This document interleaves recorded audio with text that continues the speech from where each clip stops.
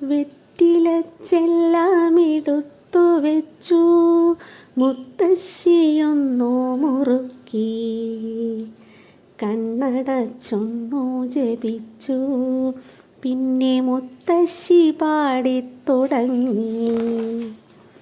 രാമ ഹരേ ജയ രാമ, രഘുരാമ ഹരേ ജയ രാമ, രാമ ഹരേ ജയ രാമ, രഘുരാമ ഹരേ ജയ രാമ.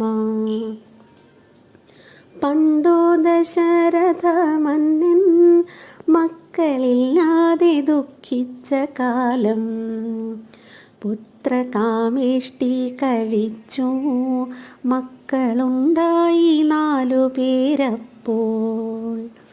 മുത്തശ്ശിയുള്ളം തെളിഞ്ഞു ചൊല്ലി രാമ ഹരേ ജയ രാമ, രാമ ഹരേ ജയ രാമ, രഘുരാമ ഹരേ ജയ രാമ.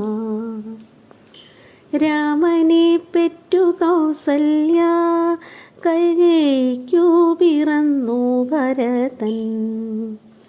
ലക്ഷ്മണ ശത്രുഘ്നരല്ലോ സുമിത്രയ്ക്കുള്ള 2 സുതന്മാർ.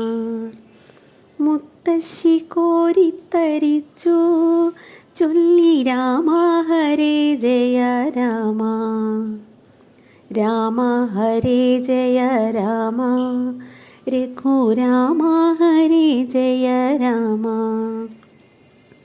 മക്കളിൽ മൂത്തവൻ രാമൻ, സാക്ഷാൽ വിഷ്ണുവിൻ്റെ അവതാരം.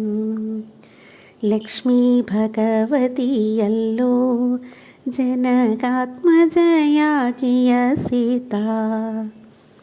മുത്തശ്ശി കൈയിട കൂപ്പി ചൊല്ലി രാമ ഹരേ ജയ രാമ, രാമ ഹരേ ജയ രാമ, രഘുരാമ ഹരേ ജയ രാമ.